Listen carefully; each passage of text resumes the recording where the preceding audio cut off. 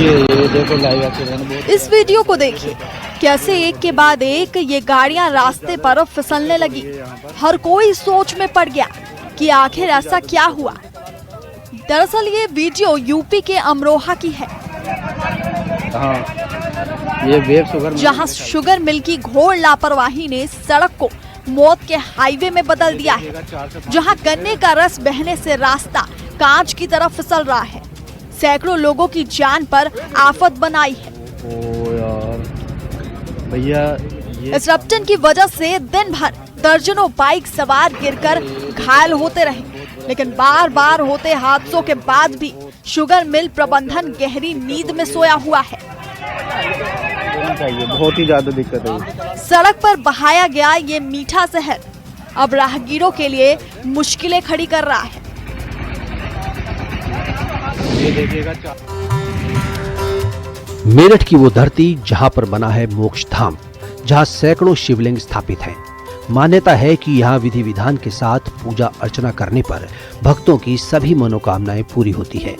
मेरठ का गगोल तीर्थ धार्मिक और ऐतिहासिक दृष्टि से बेहद अहम है। ये महर्षि विश्वामित्र की तपोस्थली माना जाता है।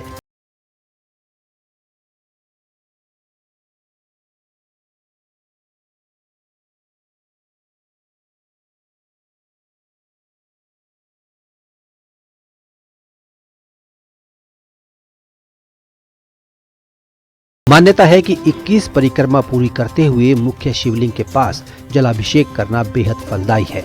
यहाँ श्रद्धालु मनोकामना के लिए आते हैं। पिंडदान से लेकर छठ पर श्रद्धालु पूजा अर्चना करने के लिए पहुँचते हैं। सावन के महीने में भी बड़ी संख्या में यहाँ श्रद्धालुओं का जमावड़ा रहता है।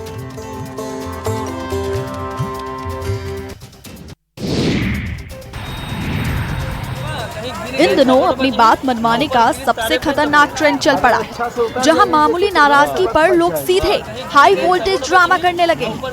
एक ऐसा ही हैरान करने वाला मामला मध्य प्रदेश के सिंगरौली से सामने आया, जहां महिला पति के साथ मेला घूमने पहुंची थी और रंग बिरंगे झूले देखकर पत्नी का मन भी झूलने को मचल उठा, लेकिन पति ने मना कर दिया। फिर क्या था, नाराज पत्नी हाई टेंशन बिजली टावर पर चढ़ गई। इस वीडियो को देखिए, जिसमें महिला टावर पर चढ़ी देखी जा सकती है। आसपास भीड़ भी इकट्ठा दिखाई दे रही है, जहां कोई ये कह रहा है कि महिला की जान बचना अब मुश्किल है, तो कोई कह रहा है कि महिला अगर अपनी स्वेच्छा से नीचे उतर जाए तो बच जाएगी। ये पूरा ड्रामा 4 घंटे तक चला, जिसने पुलिस प्रशासन की सांसें अटकाई रखी, जिसके बाद काफी मान मनोवल कर महिला को नीचे उतारा गया। अगर अच्छा से उतर जाएगी जैसे चढ़िए तो बस बच जाएगी। यूपी के जौनपुर की पुलिस लाइन में मॉक ड्रिल के दौरान एक ऐसा नजारा दिखा, जहां कर्तव्य दिखाते समय डीएम साहब औंधे मुंह गिर गए, जिसका वीडियो सोशल मीडिया पर अब तेजी से वायरल हो रहा है।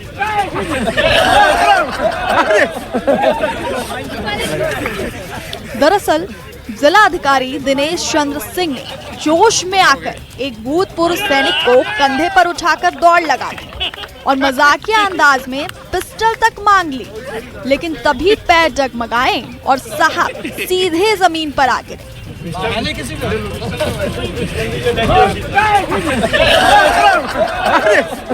गनीमत रही कि उन्हें चोट नहीं आई और उठते ही उन्होंने सैनिक को गले लगाकर माहौल को हल्का कर दिया।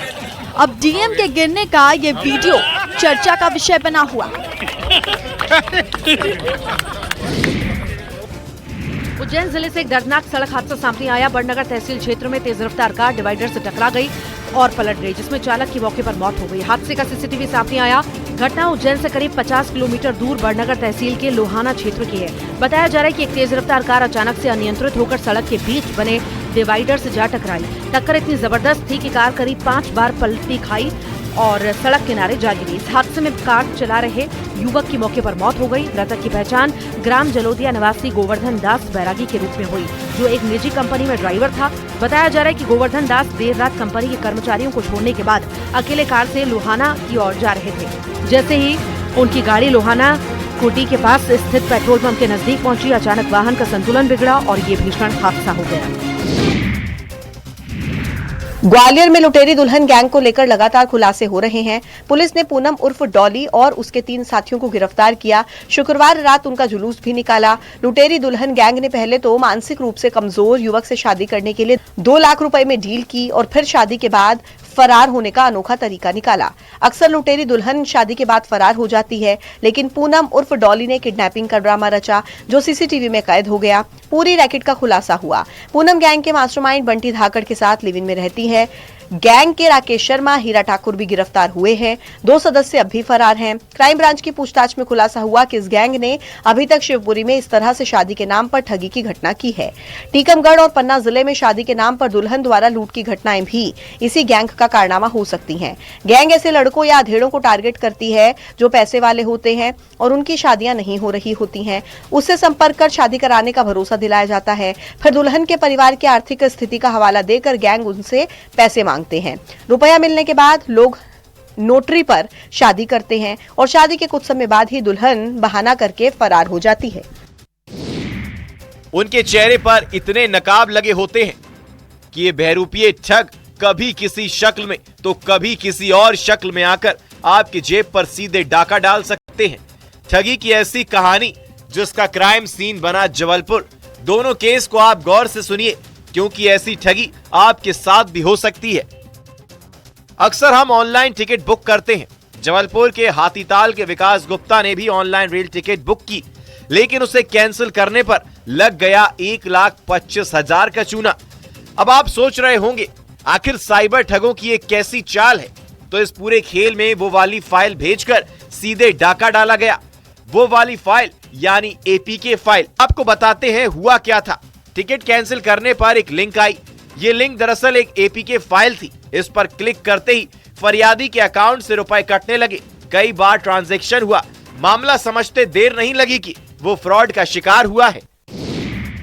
बस्तर की आराध्य देवी हैं मां दंतेश्वरी। आस्था का केंद्र है जहां देश ही नहीं विदेश से श्रद्धालु आते हैं मां से आशीर्वाद लेने। चप्पे चप्पे पर पुलिस की पैनी नजर रहती है। 1-2 नहीं, करीब 16 सीसीटीवी लगे हुए हैं। बाकायदा 2 सिक्योरिटी गार्ड मंदिर में रहते हैं जिनका जिम्मा है मंदिर की रखवाली करने का। लेकिन अब जो तस्वीर हम दिखाने वाले हैं उसे देखकर होश उड़ना लाजमी है। मंदिर में देखिए ताला टूटा हुआ है, पीछे का दरवाजा भी निकला हुआ है। अब हुआ क्या है यह आसानी से समझा जा सकता है। भगवान के घर डाका पड़ा है और अब उस चोर की लाइव तस्वीर देखिए। मंदिर का जो पीछे का दरवाजा है, यहाँ पर जो ये माँ दंतेश्वरी का जो मूर्ति है उसके पिछले दरवाजे में इस दरवाजे को चोरों ने तोड़ा और अंदर प्रवेश किया, जिसमें जहाँ माँ दंतेश्वरी के जो रखे चांदी और सोने के जो आभूषण है उसको चोरी की वारदात किया है। मंदिर के चारों ओर पूरे तरह से सीसीटीवी फुटेज लगाया गया है।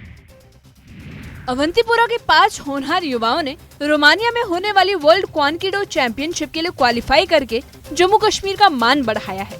इस चैंपियनशिप में क्वालिफाई होने के लिए देश भर से 800 खिलाड़ियों ने हिस्सा लिया था। इसमें अवंतीपुरा के इन खिलाड़ियों ने बेहतरीन खेल कौशल का प्रदर्शन करते हुए जीत हासिल की है। अवंतीपुरा के लोग, खेल प्रेमी और इनके परिजन इस कामयाबी से बेहद उत्साहित हैं।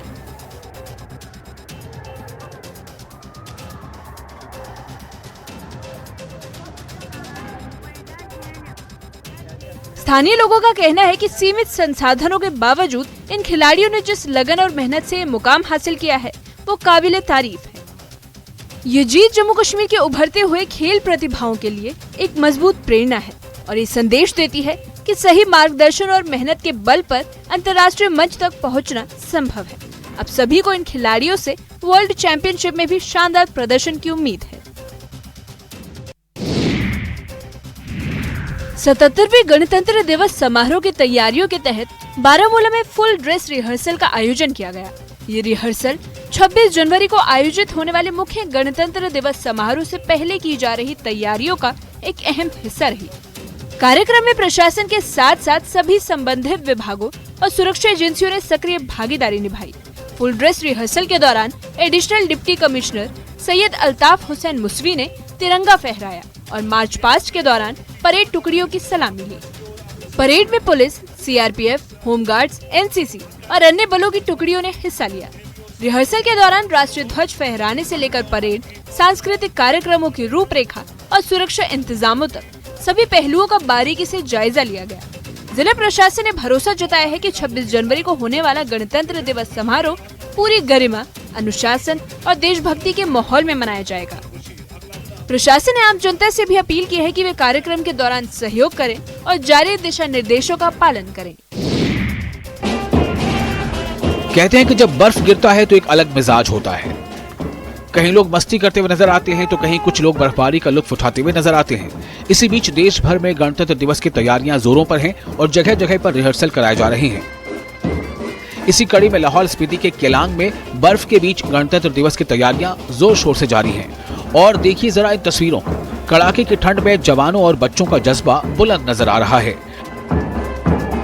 बर्फ से ढकी वादियों के बीच चल रही ये तैयारियां न सिर्फ अनुशासन और समर्पण का परिचय दे रही हैं, बल्कि ये भी दर्शा रही हैं कि लाहौल स्पीति में देशभक्ति का जज्बा हर मौसम में उतना ही मजबूत है।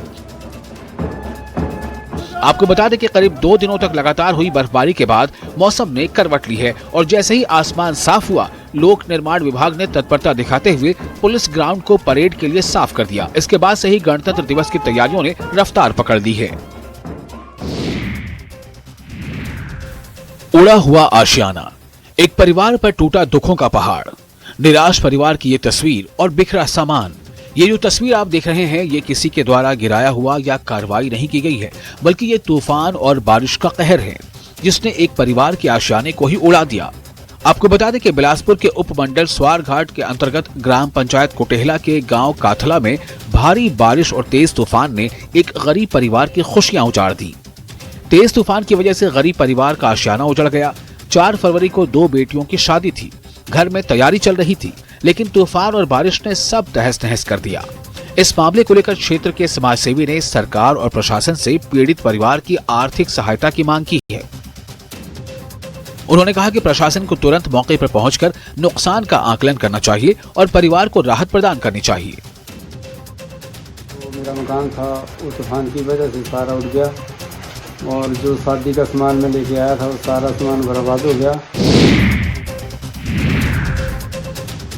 जस्टिस फॉर मेधा पराशर के स्लोगन वाली तख्ती लिए बैठे छात्रों की तस्वीरें समस्तीपुर से आई है, जहां सरकारी इंजीनियरिंग कॉलेज में इंजीनियरिंग की फाइनल ईयर की छात्रा मेधा पराशर की मौत हो गई थी। मौत के बाद कॉलेज परिसर में आक्रोश फूट पड़ा। बड़ी संख्या में छात्र छात्राएं कॉलेज प्रशासन, खासकर प्राचार्य के खिलाफ कार्रवाई की मांग को लेकर धरने पर बैठ गए। प्रदर्शनकारी लगातार नारेबाजी करते हुए मेधा को न्याय दिलाने की मांग कर रहे हैं। छात्रों के अनुसार मेधा पराशर 23 जनवरी को अचानक बीमार पड़ गई। कॉलेज के हॉस्टल में रह रही थी, लेकिन गंभीर स्थिति के बावजूद कॉलेज प्रशासन ने उसे तत्काल अस्पताल नहीं पहुंचाया। छात्रों का आरोप है कि प्राचार्य की गाड़ी से रास्ते में ये कहकर उसे उतार दिया गया कि कार गंदी हो जाएगी। जानकारी के अनुसार मेधा पराशर बिहार के भागलपुर जिले की रहने वाली थी। समय पर बेहतर इलाज न मिलने के कारण उसकी मौत हो गई। इस घटना से छात्रों में भारी रोष है। जिम्मेदार अधिकारियों पर सख्त कार्रवाई की मांग कर रहे हैं। और इसी के साथ इस बुलेटिन में फिलहाल इतना ही। नमस्कार।